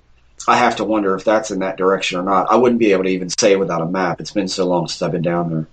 Sure. But, Dolphin Island it's called, though. Okay. Yep, Dauphin. Okay, Dolphin. I'll have to check that out. That sounds really interesting. And we're having Bruce Maccabee back on the show soon, so I'll ask him about it. Yeah, please do. And as soon as I get, if we are able to locate this radio program, you guys will definitely get a copy. Yeah, absolutely. I appreciate that. That'd be great. If I had to pick a case that I had to look at the rest of my life, I think that would be it. I'm fascinated by Gulf Breeze, whatever it is. It's the whole place down there is very much like what I encountered in Pine Bush, New York when I went there. It's just a very weird place, and I always went into these quote unquote hotspot areas with a great deal of skepticism when it came to what was really going on there. And I'll tell you what, neither place disappointed me very much. There's definitely some weird stuff going on in both places.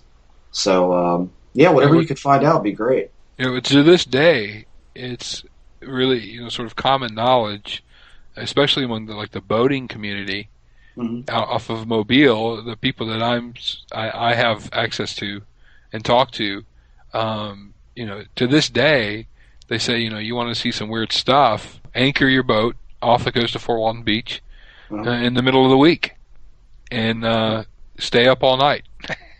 Huh. To this day. That's crazy. So no, I mean, there's just got to be a tie into Eglin there. I mean, it's just got to be in my mind. well, there was. I wish I had it in front of me. While I'm talking to you, I'll look.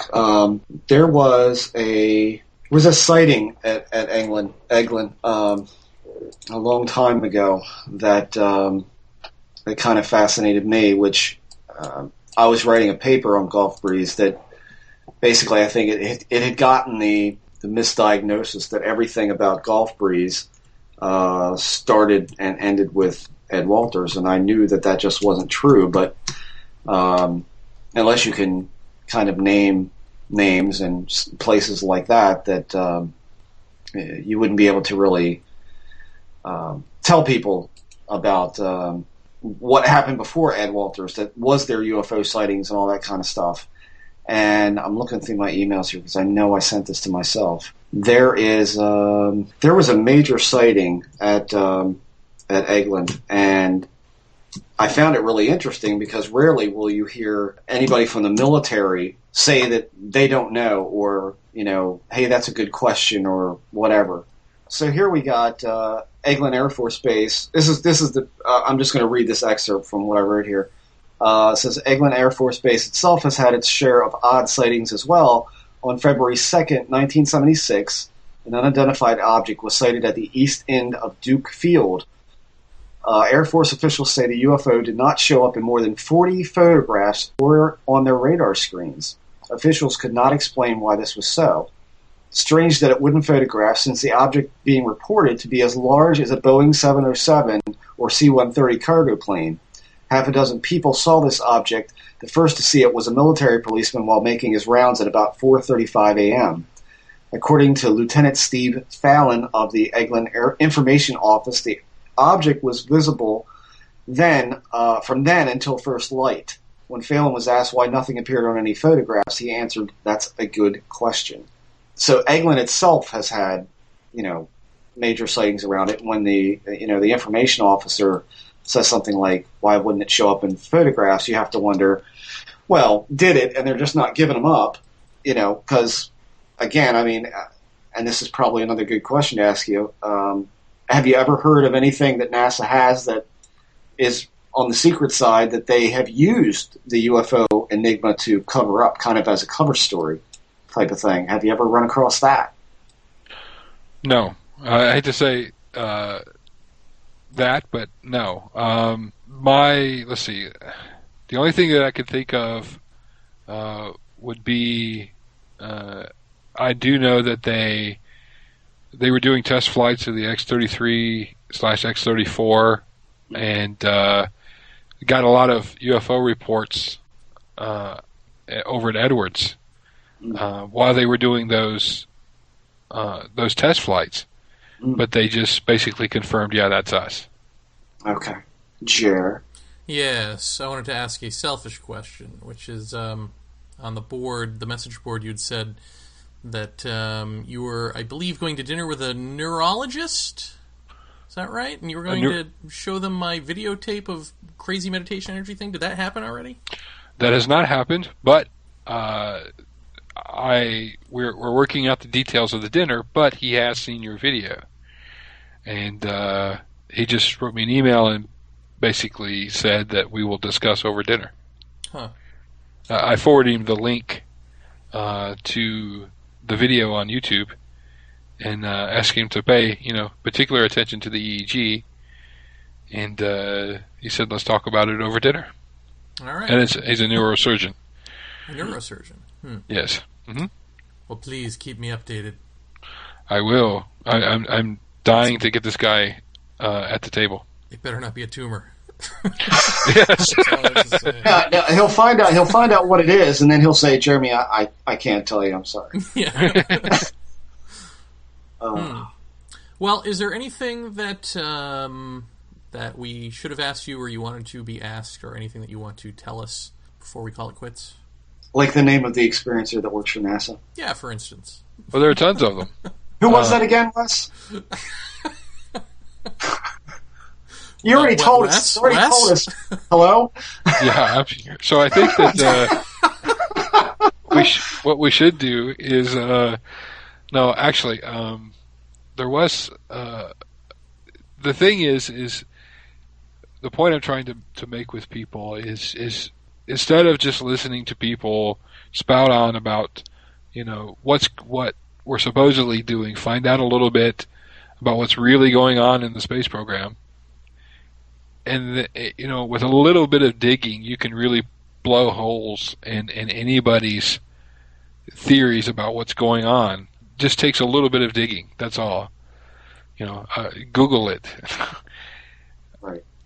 What's are you done searching this stuff out, or are you going to continue, or are you satiated? No, I'm interested in what's going on over the Balkans, because there's some really weird stuff going on over there. They have everything from UFOs, they have USOs, and they have their own little version of Ted Phillips's Marley Woods. Huh. In the Bulgaria has 3 mountain ranges, and sort of one's in the north of the country, one's in the south of the country, and one goes basically straight down the middle. And there's a sort of in the central portion of the country. There's a city called Veliko Turnovo, and it's a mountain town. And right outside of there, they have tons of really weird stuff happening. And another thing that I'm interested in following up is in the southern part of the country, there is another area which has a lot, just a high rate of sightings of paranormal phenomena, and it's I think it must be. It can't be a coincidence that, or it must be a coincidence, excuse me, that in that same area is what's called the Thracian Valley of the Kings. So Bulgaria, most of Bulgaria today is what in antiquity is known as Thrace, the Thracians. And so the Thracian kings all buried the royalty, for the most part, was buried in this one specific area. And there are even ancient evidence of strange things happening, and tombs with disc floating in the sky painted on them and that kind of thing. Wow. So I'm interested in following that up. Wow. So well, if you find anyone there? that we can interview, that would be... Yeah. Huh. And you can translate for us. I would leave that with my wife. Okay. but yeah, sure. No, it's really interesting. In a country like Bulgaria, Bulgaria has been a country for over 800 years, a unified country. And so you have this access to records, to history, which makes investigating a little easier than in a younger place such as the United States. Well, thank you, sir, very much for giving us an hour and a half of your time. And I hope well, thank you. I hope I didn't sound... This is the first time I've ever done anything like this, so I hope I didn't come across as a bubbling idiot. No, this easily shot up to Right. like one of my favorite podcasts of all time, actually. Yeah, absolutely. Yeah. This was really Yeah. good. And I have to... The one thing I actually keep in mind is I did just return from Bulgaria, and I'm still getting back into English. So, Huh. so I'm Interesting.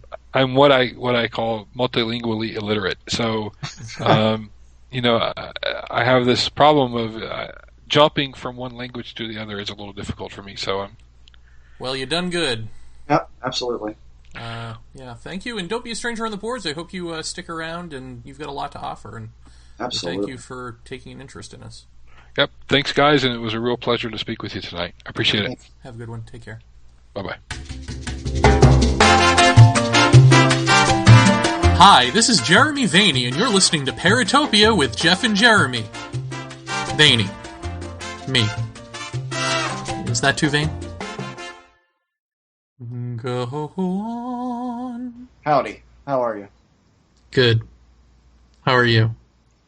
I'm well. A bit stressed, but I'm well. Stressed, eh?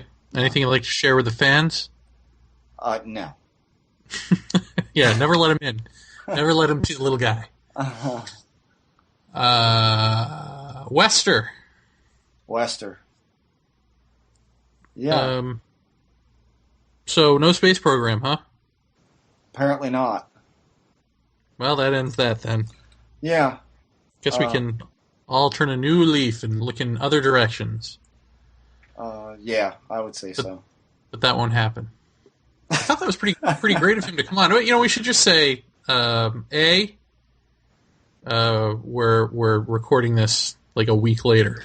Yeah. So who even knows if we remember what the hell was said? And B, I just got done doing a 10-hour mushroom trip, so I'm really. Well, that's great. I'm a little off my game. I think you're presenting this in a very unfruitful manner, and you should be called to task for it. That's the Alfred Lemberg in you talking. Oh, okay. Let me go take a dump and get rid of that. You know, no amount of dumping gets rid of it. I've tried, believe me. So, yeah, Wester, eh? Yeah. This is the worst outro ever. Well, I mean, I think everything got said in the show that needed to be. I mean, I don't really think there's a whole lot we can elaborate on. I mean, aside from the thing he talked about with Gulf Breeze, more or less coinciding with the top secret test facility island out there, which I'd certainly like to know a little bit more about if I can ever manage to get time between work and side work to actually look into it, which I'd like to do. I don't know. That seems really interesting to me. Mm-hmm. But and I have heard people say similar things, in regard to top secret testing around Pensacola, Gulf Breeze. I haven't heard that the Ed Walters craft essentially had been reported. And again, this is a week later. Did he say it was somewhere off of Alabama or? Yeah, I think so. I think that's what it was. I didn't know that. So that's a new wrinkle for me to kind of check out. Maybe we can ask Dr. Maccabee about that the next time he's on. Yeah, I don't see why not. I just find it interesting that here's a guy who is well-spoken and willing to talk and has worked in some official capacity at NASA. And, the channels that he has gone to offer himself up to speak sort of rejected him or just ignored him completely here in the paranormal world. Why is that, Jeff? I don't know. Is it a quiz? Wrong. The answer is because nobody really wants a real answer to anything. Oh, well, one has to admit the folklore is certainly more interesting than the truth in a lot of this stuff, right? I mean, yeah. I mean, I don't know that he's... Well, I mean, I don't know that he's ever availed himself to anyone else, but our show... well, no, he did say he had gone. Yeah, he had gone somewhere else. I don't remember where. Maybe it was Coast to Coast or somewhere, and they just didn't ever respond. Well, because the idea. Well, I mean, it goes back to what I've often said about another case that that really has no merit, and the rumor that one of the investigators said, "Well, it's a lot more interesting to put forth a legitimate case than it is to put forth a fake or to unmask a fake." You get a lot more attention that way. And I think a lot of what Wes had to say was essentially dispelling myth and rumor that have been bantered around on the net and in the UFO study for quite a number of years. There was one thing I wanted to ask him about, which I probably will approach him on the board about this, is that, and my memory's really fuzzy right now because it's super late, but there was someone in some sort of official capacity at one time in their career who made a statement, I believe it was at some conference, because I've seen this quoted numerous times, but damned if I can remember right now who it was. I think I know what you're talking about.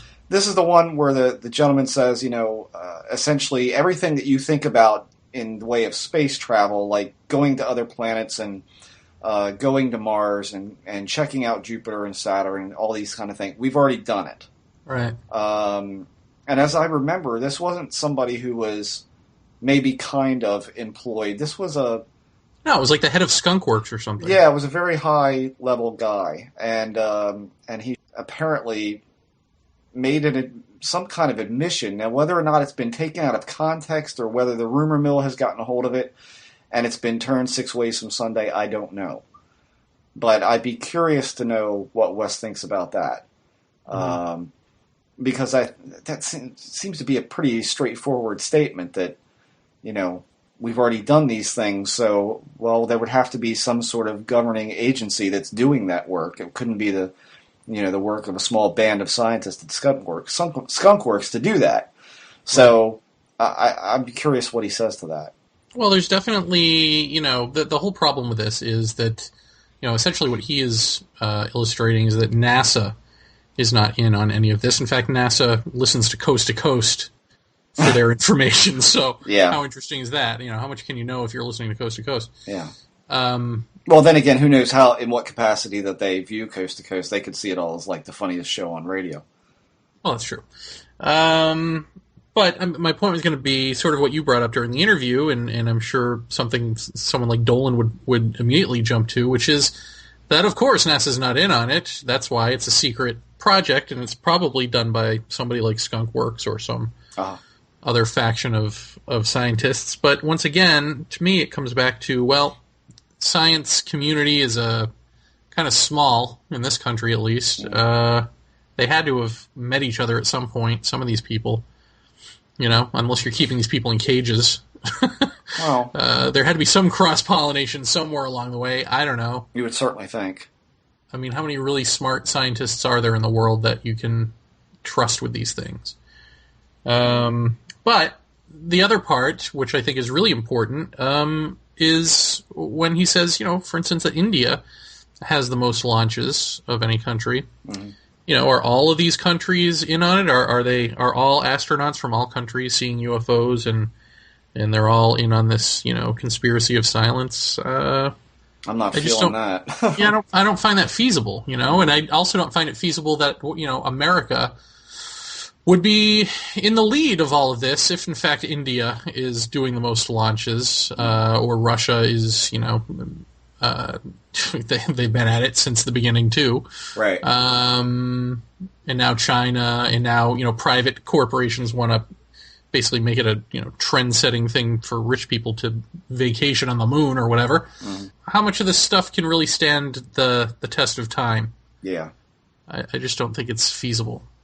Yeah, I have a hard time swallowing a lot of it as well. So, I mean, I think plus the fact that I think I'm probably biased towards not believing it just for the simple sake that I don't think any of this has anything to do with extraterrestrial sources, and if you're talking about an astronaut seeing something, I have no doubt that astronauts have seen some strange things. Sure. The question is, again, is it real?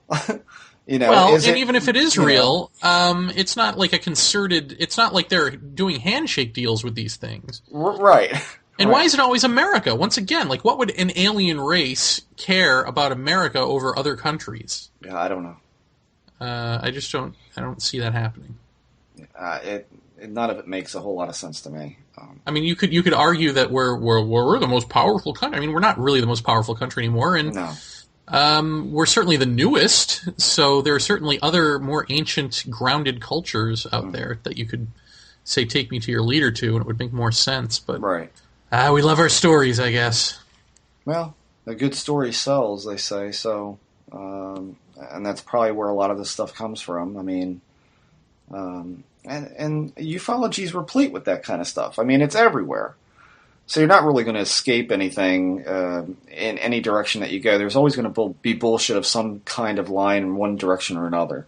Right. I mean, the best thing, I could tell anybody just getting into this is go your own way and do your own thing and don't really pay a whole lot of mind to what's been done before you, because the whole damn thing is super contaminated as far as I'm concerned. I mean, there's a select few people, Jacques Vallée being one, I guess to a certain degree, McKenna being another, that I could say these guys have kind of sparked off what I hope is going to be the new direction of some sort. And, I can only hope that people begin to find that more interesting, because to me it is infinitely more interesting than, the commonly held theorems out there.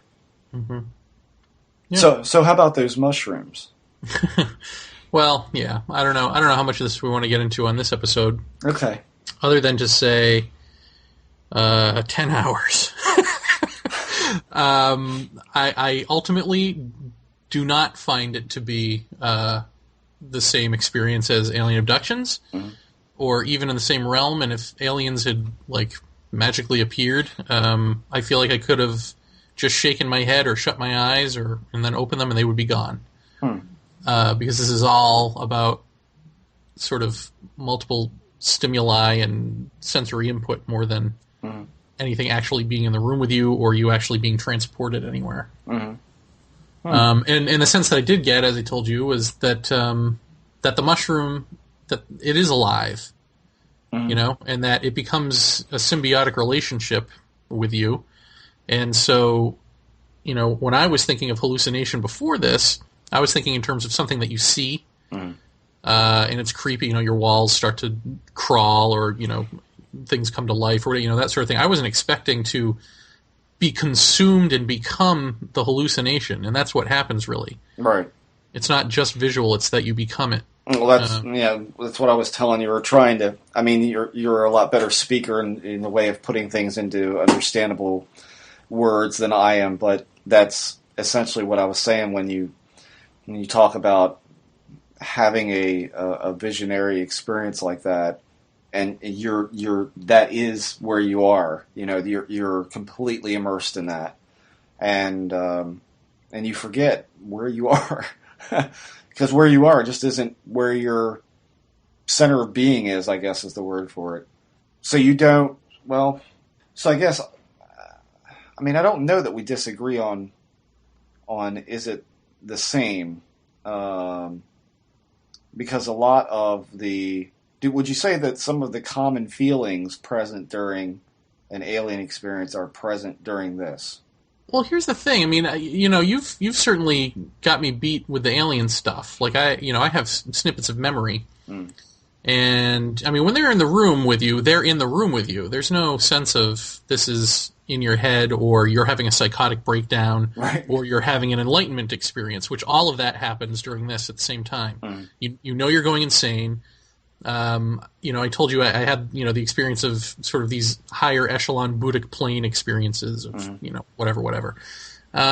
So, you're having this alleged enlightenment experience, which I would call further illusion. I would say that that's not real.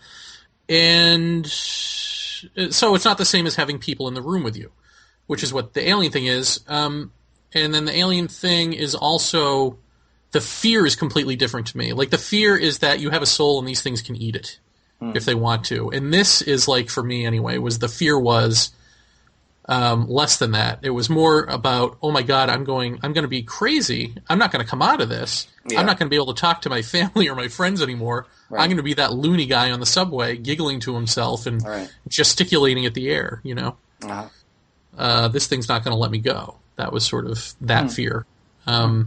So, I don't know, different qualities of thing. It wasn't even, even being consumed by the vision wasn't the same as the God experience. It was, in some ways it was more beautiful and more, just fantastic because it's all of these various scenarios being thrown at you, every which way you turn your attention. And very much got the sense that whatever this being is that sort of connects with you is delighting in the moment. It's just taking delight in this moment and really wants you to delight in it too, but forcefully so that, for me, the theme of the night was, wow, this is awesome. The most trite thing I could think of was the thing that I would say and then giggle like a little kid. And then the creature, the mushroom or whatever through me would say, isn't this awesome? I'd be like, yeah, this is awesome. But always in the back is the little voice going, this isn't right. This is, and I even said at one point, this is actually boring because a lot of the imagery was like old hippie tie-dye stuff, and also like mandalas and like things you've seen from Hindu and Buddhist cultures. And I thought, wow, really? We've seen this since the 60s. This is all boring to me. Even though it wasn't boring. I mean, like, being in it, it's not boring, but I've never been attracted to that type of imagery. And so as I'm thinking that, the voice goes, yeah, but it's awesome. And then I immediately am sucked into that. I'm like, you're right, this is awesome. And then it's right back into that, you know? So it's like this weird thing of that, and then being thankful and thanking the mushroom, being like, wow, thank you for not making this terrible and for making this so awesome. I can't believe I would ever want to leave this, you know, this blissful state. Maybe it's not so bad here. Maybe I can fake being normal and stay here forever. That would be great. And then immediately, once again, on a dime, turning around and thinking, well, I can't do that. I got to get out of here. This is insane. I'm going to be sucked into this. You know, so it's that constant play, that constant back and forth happening, and it feels like there's a fear that if you don't compliment it, if you don't say, wow, this is awesome, and agree, it'll turn on you. It'll turn on you, but at the same time, you do agree. You know, it's like it's both at the same time. It's like this paradox. So that was sort of my emotional journey with it. And what was interesting was I heard Terence McKenna a lot during it, you know. Oh, really? Along with my own sort of voice, or, you know, in the background was me as as sort of the narrator, as writing or preparing to speak to Paratopia about it, and documenting everything that was happening as if it had already happened. I mean, it's really kind of hard to explain, but that's sort of the sense of it. And then ultimately thinking during this trip, you know, that's boring. Like, why not just let it consume you, because you're not going to be able to explain this. What I actually thought was anything you say is going to be a lie, because it's so much more than words can explain. It's something that you just have to experience. So what's the point of narrating when so many other people like Terence McKenna have done so, you know, more eloquently than I'll be able to. But as I told you, what was also funny about this was that when I was sort of relating to my biology on a quote-unquote normal level, like when I realized I had to go to the bathroom, the thing that I was, like, as I got up out of bed and went to the bathroom and all that, I was a giant clown. I mean, you know, whatever this I mean, I felt like there were three things going on. There's the consciousness of the mushroom, there's the consciousness of me, and there's the consciousness of whatever this meditation energy is, because I had initially... I had initiated that before I underwent the spell of the mushroom, and so that really took me through this, I think. So I felt like all three of those were like mixed together, and it was this giant clown, which was me, but it was a clown. And it was a clown with a voice like this, you know. It was really scary, you know. It was like, wow, is that what I'm going to be, or is that what I am? Is it you know, bringing out the natural thing that I am, which is like this clown trapped in a enlightenment experience, trapped in a psychotic delusion. I guess you could argue that, you know, but it sure felt like something else. But it was funny, you know, and it was fun to be that thing, and yet scary at the same time. That's the only way to describe it. Yeah. Well, I mean, I think, neither of us saw aliens. No, I did see futuristic technology. I did see what looked like and became actually a cricket, and like I'd shut my eyes and they'd go plink, plink. It was really kind of creepy, and suddenly I'm being buried and all this stuff. But the crickets or whatever, they seem to have their own technology. They're sort of organic technology. They seemed sort of alien in that sense, but. But no, the other difference is, like, as soon as you see the so-called aliens, or at least when I do, it is that immediate dread. And I have the feeling that if I saw them in this context, I would be laughing. Only because, like, I did at some point, 10 hours people, get up and try to watch TV. And everything, you know, all the people on the TV basically looked demonic. And that was fine. You know, it was just kind of interesting to watch. So I wasn't scared of it, and I feel like if I'd seen aliens, I wouldn't be scared of them. I'd just be like, there's aliens, this is awesome. Well, but I think, I mean, at least for me, I felt the same hyper-reality feeling of an experience. Now, that's not including the extreme weirdness that, of seeing beings or craft, if that's what you want to refer to it as. It didn't have that aspect in it, but the sense of hyper-reality for me was there. Mm-hmm. The feeling of the childlike feeling for me was there.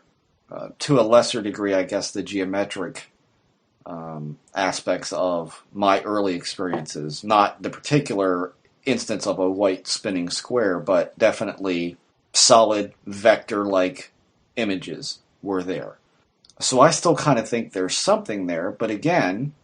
Well, yeah, I saw fractals, which you had seen. Right.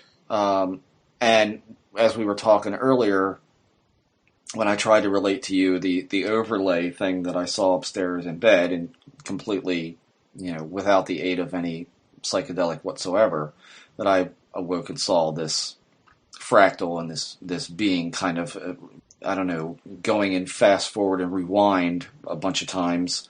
And I had a hard time trying to get you to understand the overlay part of it. Now I think you get that a lot more because you say that you actually had that with the mushroom, that you would be having some sort of visionary thing with your eyes shut, and then when you opened your eyes, it was kind of overlaid. It's there. That's it.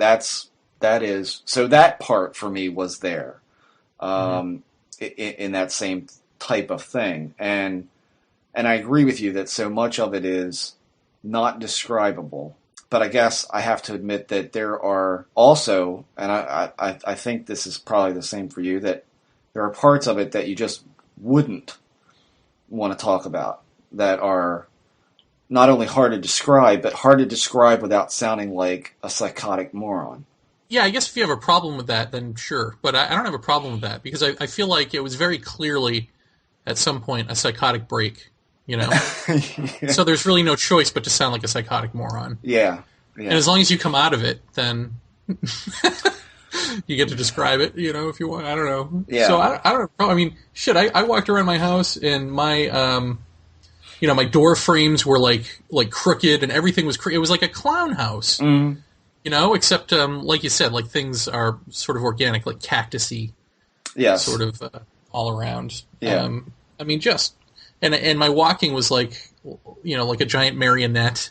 It was just really. I think that's because you're trying to compensate for something, and the feeling of disconnect, I think, plays into that as well. Well, it definitely was like all over the place, like whoa. Yeah. But that was fun and funny, And then when I saw myself in the mirror, it was like it looked like a clown mirror. It looked like a warped image, and then this clown voice, went, "Yep, that looks about right." Let's go see what's out the window. And I look out the window. And, yep, that's interesting. That's not as interesting as this. Let's lie back down here. Right. And I'm sitting there thinking, why am I saying this stuff out loud? Whose voice is that? Why is this happening? Yeah. I mean, I told you I did a lot of muttering, just like, what was that? What, did you hear that? What was that? I mean, and I didn't have a clown voice or anything, but I certainly didn't feel like me. I didn't feel normal, of course, but I think that again, I probably shouldn't have gone to sleep. But then again, I was so damn tired I couldn't hardly keep my eyes open, so I figured I was about done anyway. But 10 hours, from what I understand from some people I know, that's very long for this. And I find that really interesting, because they say that pretty much like the big length is like 6 hours, and 10 is like, Jesus, that's really long. Well, I really feel like the meditation energy had something to do with that, because I was going to say, it seems like there's something else at play in there that. Because it was a lot of like, okay, go deeper. Like every now and then I'd have that moment of, yes, this is all interesting, but let's go deeper. Let's just clear our mind and not, be empty. Right. And it would be like, it would just keep you going and going. And like, there were times when I wanted to go to sleep, and this energy would just open my eyes and move my head around. It would like quickly jerk my head somewhere. and then I couldn't sleep, and then it was like, now you're into another vision, and now this is a complete bliss state. And I came out of it sort of angry, and disappointed in a way, because I do feel like, I guess I didn't equate this with the UFO stuff, but I did equate it with the spiritual stuff. Like, I absolutely thought at the time, oh, this is, part of what's going on is I'm being inhabited by some sort of archetypal god, Buddhist god or something. And it's experiencing these various sort of living paintings, or I don't even know. I mean, they look like universes unto themselves, but they're sort of liquid and or fluid, I should say. And they're not real. I mean, you just know they're not real. They're just like symbols and all kinds of crazy shit going on. But it was just completely stuff I've read about, or I think I've read about anyway, Right. Or seen images of. There was certainly a lot of that imagery that is like, whenever you read like, oh, I visited the Buddhic plane or whatever, is all this stuff. But so I guess what I'm saying is I felt like disappointed in that. I felt like very clearly that was all an illusion too. Like there's nothing to that so if you're trying to get to like what's the base of reality, what makes you think that though? I mean, I don't know that it isn't. Well, I guess that it isn't real. That really what you're getting is this mushroom's sense of reality. So it's not any more or less real than what you've got. It's just completely different and oddball. Okay.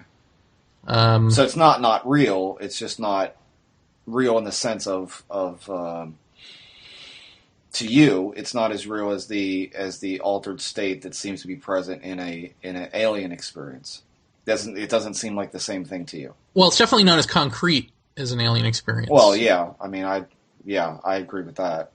But I just don't know. But I mean, for me to say that those tubes, those moving tubes that seem to be all over everything, which I think you had said you even seen some kind of tentacle type thing during your thing, but to me, those things, I mean, like I said to you earlier, I've been thinking about this for ever since. I mean, it's occupied a lot of thought for me, and I guess in my head, trying to rationalize that were these all products of some kind of contamination, or were they something else?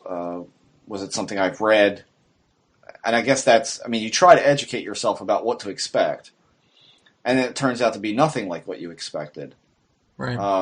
But how much of what I experienced during that was something that I'd read, or something that I'd focused on, or something that I'd heard, I don't know.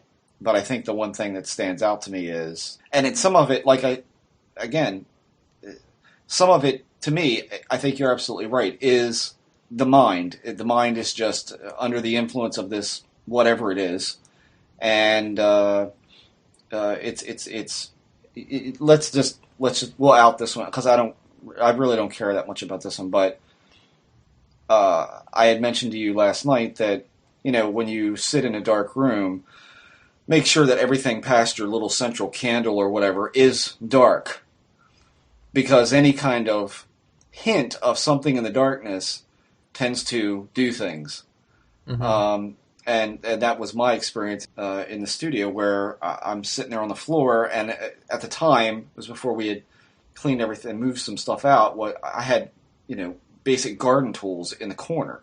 And there was a spade shovel sitting there, along with a rake, and a metal rake, and a plastic rake, and all that kind of stuff. And I could see the handles, and I could see the spade shape of the shovel, and for some reason, I became fixated on that dark corner with those just hints of these shapes, and the spade shovel turned into a horse's head. The handles seemed to look like a stable. It seemed to look like this horse had its head stuck out of the stable, and immediately, recognizing that, wait a minute, if the horse's head is on the floor, then that means I'm up in the air. And then immediately had this weird, bad feeling of, like, I shouldn't be up in the air. Like, I'm looking on the ground, like, what's going on? That kind of thing. I think that's definitely your mind adding on, the mushroom is adding on to what you're seeing and trying to make some kind of sense or trying to make some kind of image for you to see. Where a horse came from, I don't know, other than the shape of the spade kind of, lent itself to that look. But I think that when you start talking about, these tubes that look like they were making up everything and they seem to react to you looking at them, I mean, and I've thought about this a lot, I can't attribute that to being some product of my mind, because that was just so out of the box for me. That was just so not what I expected. It's so not what I expected to see. No, I don't think it's necessarily out of your mind. I think this thing is alive, Yeah. I really do. I think there's this thing called the mushroom that is it really delighting and taking entertainment in entertaining you, Mm-hmm. But I do know there was a moment when I knocked on my wall and I realized, the wall is solid in spite of all this stuff that appears to be going on. Mm-hmm. The wall is still the wall, so normal physics apply. And right. I said, well, gee, can I walk through the wall? Why can't I go through this wall? And then I said, well, why would you want to do that? This is awesome. It's like back to the scene here.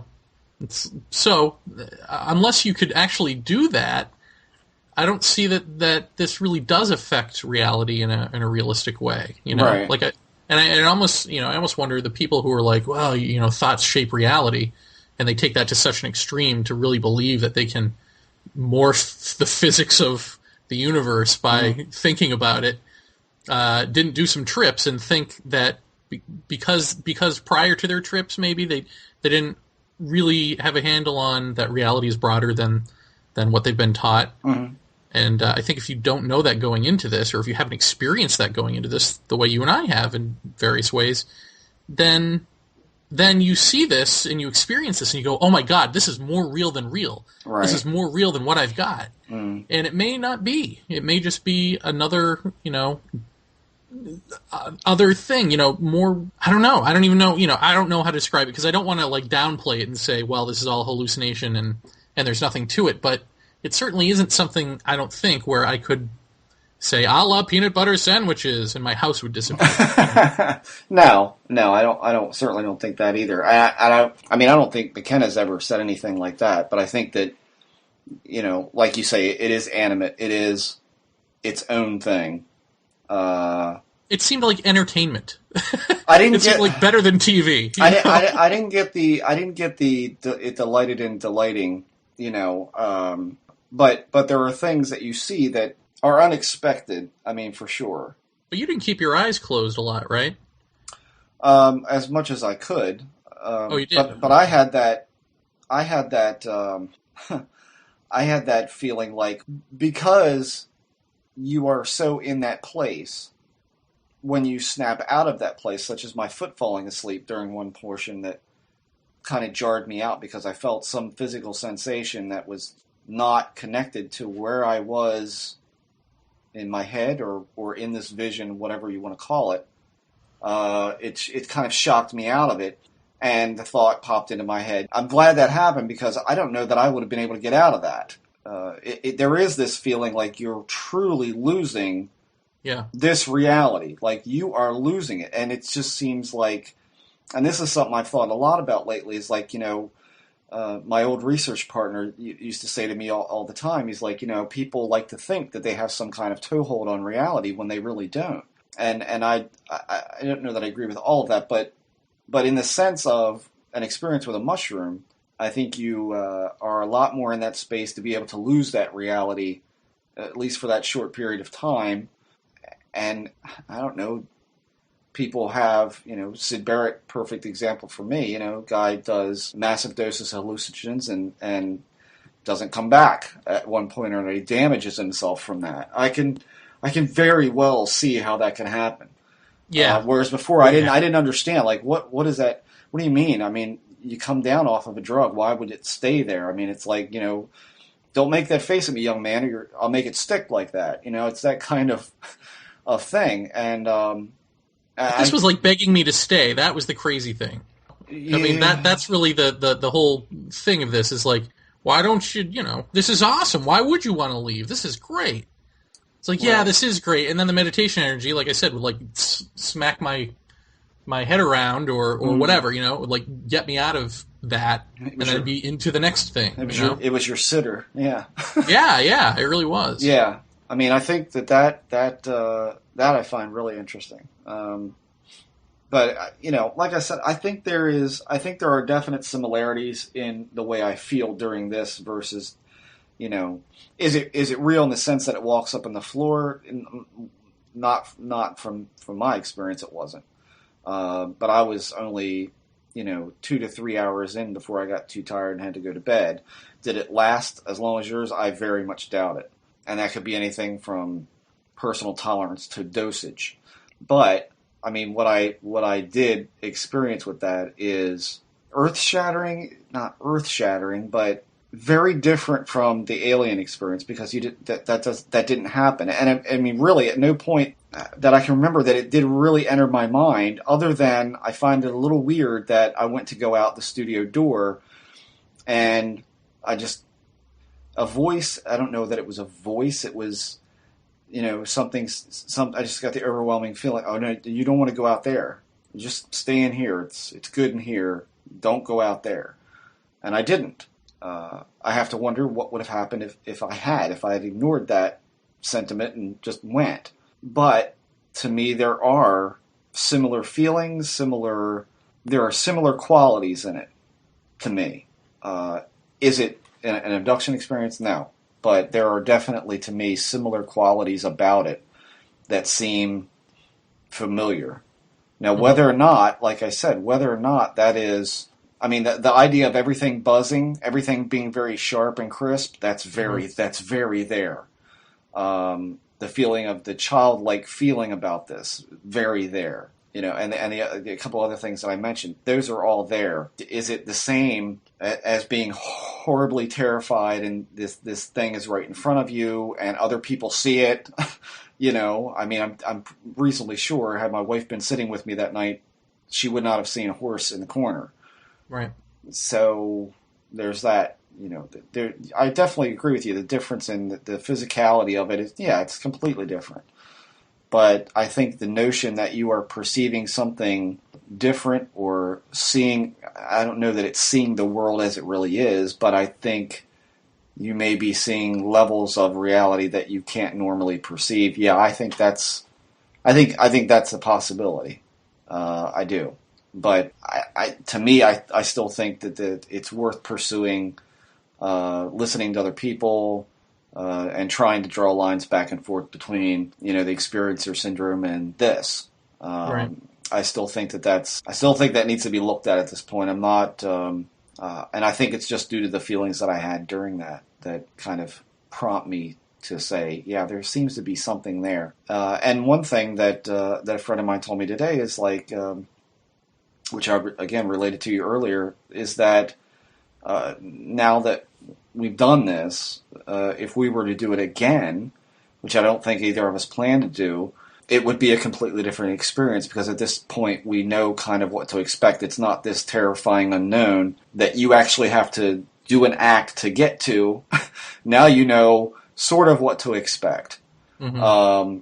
And then it would might do it again. You know, and then it might be a completely different scenario than what you experienced this time. I mean, I might do it again if I can convince myself that I will come back, because I feel like 10 hours, like you said, I mean, it's a lot. That's crazy. I mean, and so I do I tempt the fates and go twice just to see, you know, how much more of me I can bring to the table, or how much more focus I can bring to it. I don't know. Well, I mean, McKenna talked about that with DMT experiences, that, you know, he had been there so many times that he became familiar with the surroundings and kind of got a little bit more out of the experience from that.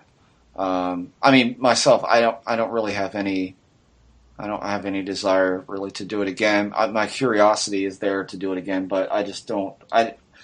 To me, I just didn't. I mean, I got stuff out of it, and some of which I related to you, but you know, some of it's just so explicably weird that I'm like, well, what does that mean? What I'm trying to over and over in my head, I keep playing this over, saying, okay, what would that mean? Why would I see that? You know? I didn't get that at all. That's what's funny is I just said, fuck it. I'm just going to look at all this stuff. Yeah. Because I was like, you know what? It can't mean anything to me. There's no way that I'm going to decipher all this stuff. I can't even draw it, and basically half the stuff looks like an Alex Gray painting. So, right. Figure that out, and you'll figure out what we saw. I mean, I'm just from my, about a week out, it's, more than that, but it's occupied a lot of thought before bedtime and a lot of thought at work, and I can't make any sense of it. I can't think where this came from or that came from or what it may mean. Is it symbolic? Is it not? And I think I'm pretty much ready to say, I got what I came for in the sense of seeing, is it the same feelings? Is it some of the same perceptual effects? Yeah, it is. But that's as far as I'm willing to go with it right now. And, right. So there you have it. Yeah, I guess we ended up talking about it, didn't we?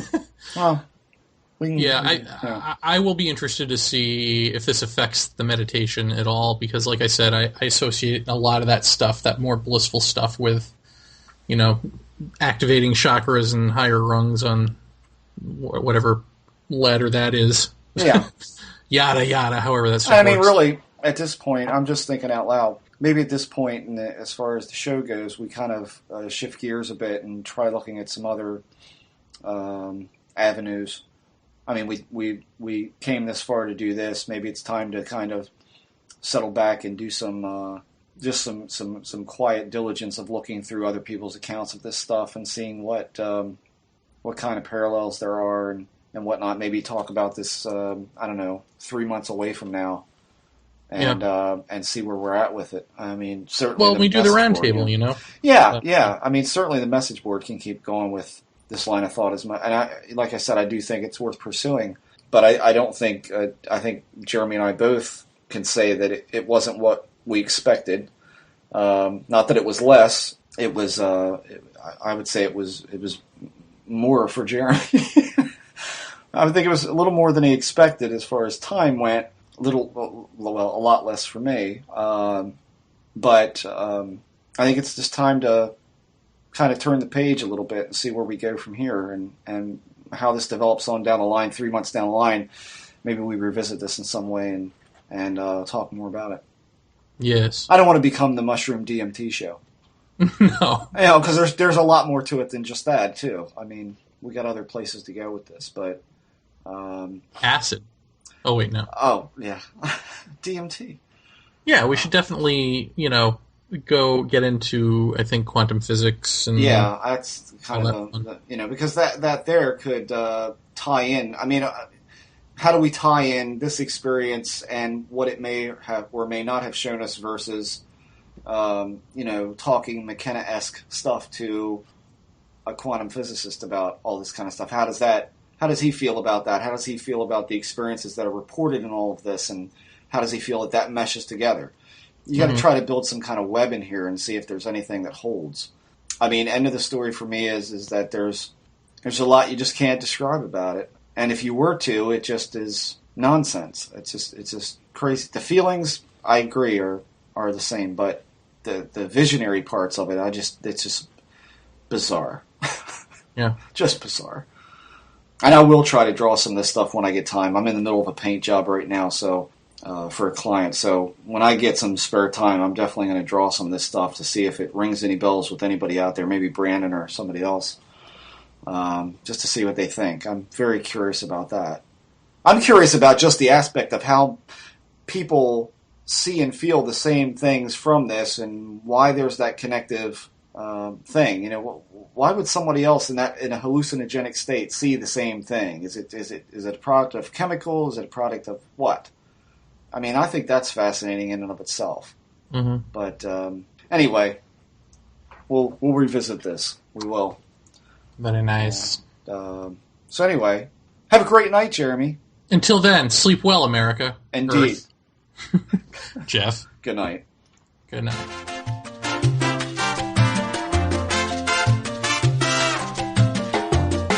A junkie says what?